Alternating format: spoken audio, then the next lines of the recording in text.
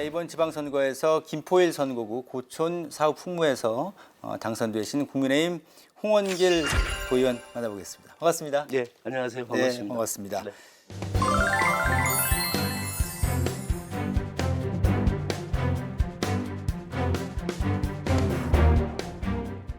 자, 먼저 시청자 여러분께 또 경기도민 지역구민들에게 인사 한 말씀 먼저 해주실까요? 김포 우리 시민 여러분들께는 이렇게 영광스러운 자리에 설 수 있게 선택해 주셔서 너무 감사드리고요. 제가 선거 때 말씀드린 대로 최선을 다해서 열심히 노력하는 도의원 되겠습니다. 고맙습니다. 김포가 고향이시죠? 예, 그렇습니다. 네, 김포에서 쭉 이렇게 거주해 오셨기 때문에 지역에 대한 현안에 대한 관심도 많으시고 빠삭히 잘 아실 텐데 그 시의원 이전부터 지역 활동을 많이 하셨다고 들었습니다. 그때 얘기 좀 들어볼까요? 네. 네, 우연하게도 제가 2005년도에 네. 그 김포시 사우동의 새마을 지도자 활동을 시작했고요. 2006년, 7년 무렵에 의용소방대 활동을 시작했습니다. 같이. 그리고 이제 저희 아이 초등학교 1학년 때 학교 운영위원을 하게 됐고 네네. 이게 쭉 그냥 그 세월이 한 60년 됐더라고요. 어휴, 여태까지 다 합쳐 네네. 보니까 네. 그렇게 하다 보니까 이렇게 또 정치 쪽으로 입문하지 않았나 이런 생각도 해봤습니다. 주변 생활에 밀접한 현안들에 관심을 갖고 이제 활동을 하시다 보니 자연스럽게 현실 정치까지 오셨는데 그 시의원 되시기 전에는 또 홍철호 국회의원 보좌관 생활도 하셨잖아요. 네, 그랬습니다. 그죠? 그때는 어떠셨어요? 정치권에 처음 발을 디딘 거였고 네. 또 홍철호 의원을 당선시켜야 된다는 제일 큰 목표가 있었습니다. 그래서 최선을 다해서 네. 당선이 되도록 밑에서 열심히 심부름을 했고 네. 또 당선되고 나서는 그 지역 사무국장 겸 보좌관 노릇을 하는데 현실적인 민원을 보게 됐고요. 네. 겉에서 보던 제가 사회생활 할 때 보던 것하고 또 현장에서 보는 것하고는 엄청난 차이가 있었고요. 네. 특히 이제 행정 업무와 민원인 간의 그 간격이 너무 컸었다는 예. 걸 느꼈어요. 그래서 그 민원인 측 입장에서 네.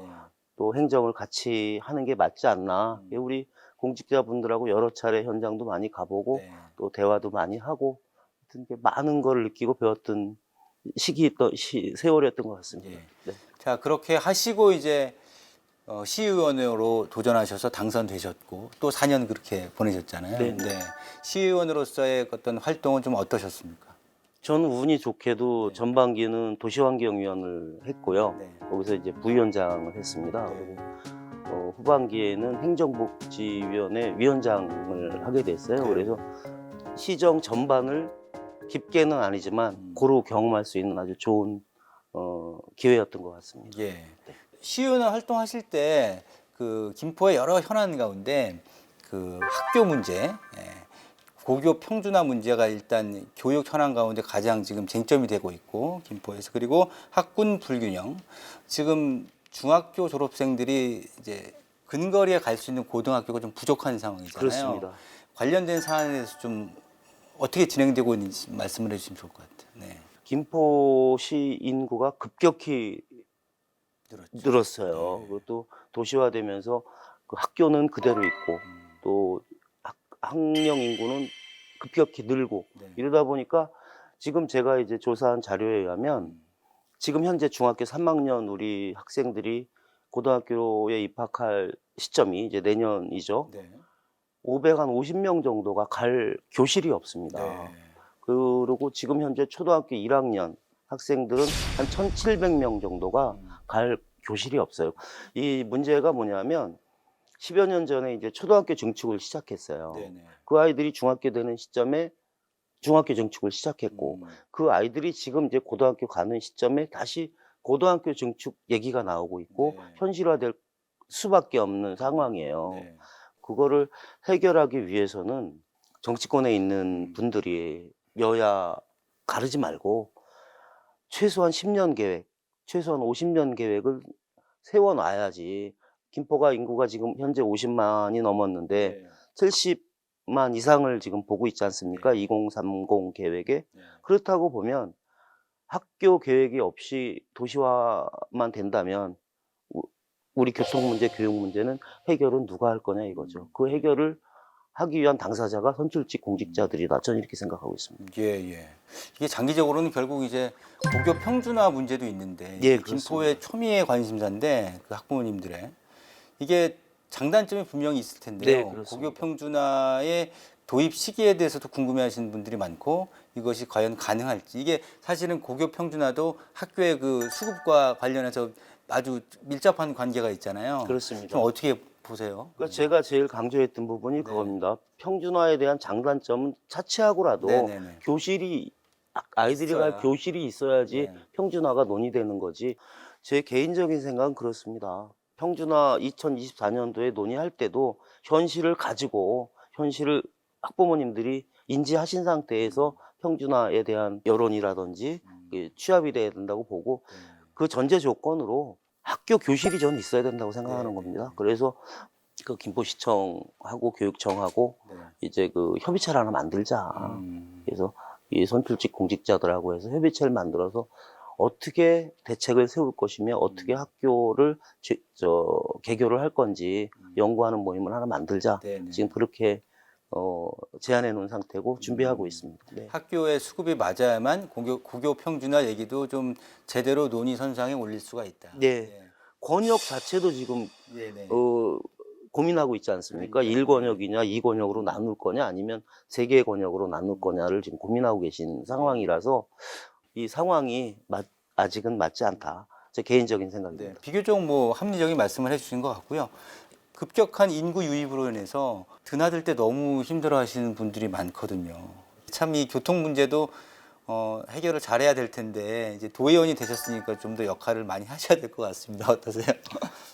다행히 저희 국민의힘 입장을 먼저 말씀드리면 이들이 지난번 선거 때 후보 시장 포함해서 도의원, 시의원 후보 모두가 네. 4년 임기 내에 한강선 관련해서 가시적인 성과가 없으면 다음 선거에 출마하지 않겠다. 배수의 진. 배수의 진을 쳤습니다. 그리고 또 하나 우리 민주당 의원님들도 마찬가지십니다. 네네.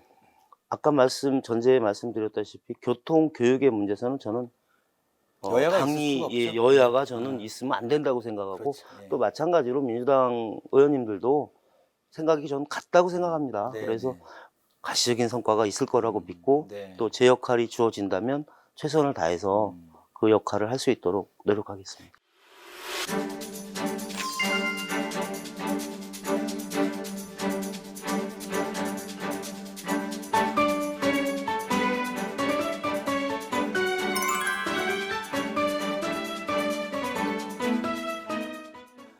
그러면 이제 도의원으로서 이제 4년을 또 생활하셔야 되는데 아무래도 시의원 때와는 다른 부분이 분명히 있을 텐데 경험은 안 해보셨지만 지금 시작점에서는 좀 어떤 차이를 생각해 볼 수 있을까요?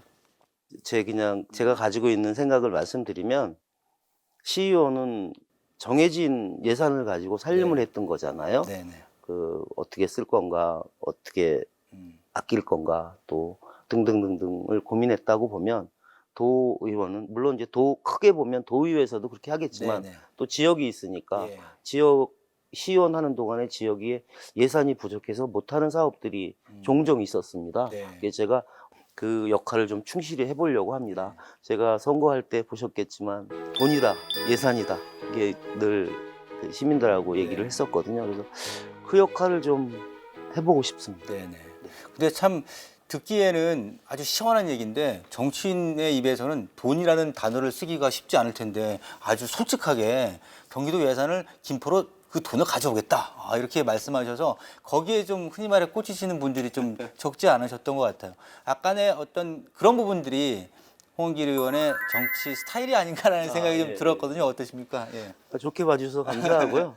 솔직한 편입니다, 제가. 네. 이렇게 뭐 뒤로 돌려서 말 잘 못하고 솔직한 편인데 솔직한 표현이 그렇게 표출이 됐고 네. 그걸 또 우리 유권자 또 시민들께서 좋게 봐주셨다면 좀 감사할 따름이죠. 예, 예. 네. 자, 이제 그 공약들을 보면 이제 좀 여러 가지가 이제 세 지역의 고촌 풍무 사후에 몇 가지 내용들을 이제 말씀을 하셨거든요. 이게 좀 어쨌든 말씀해주신 예산을 확보해야만이 가능한 사업들이 있을 텐데 그렇습니다. 몇 가지 사안들 좀 선거 좀 지난지 시간이 지났으니까 말씀을 좀 해주신다면요. 네. 지금 이제 고촌도 그렇고 풍무동에는 그 작지만 시민체육관이 있습니다. 네.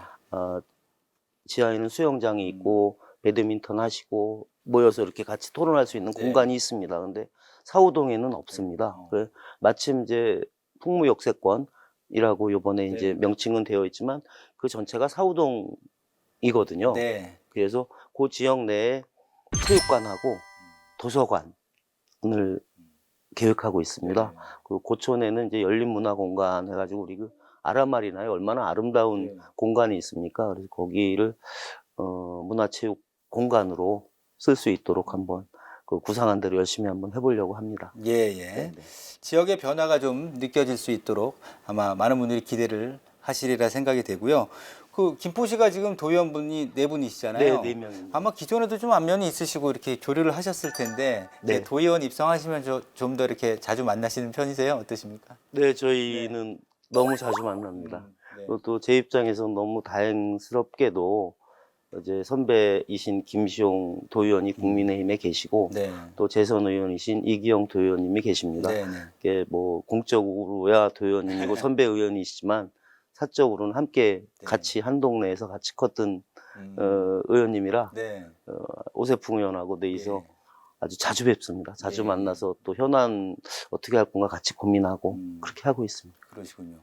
그 가족분들은 이제 시의원 하시다가 도의원 되시니까 아내분이나 뭐 자제분들은 어떤 뭐 말씀 많이 해주세요?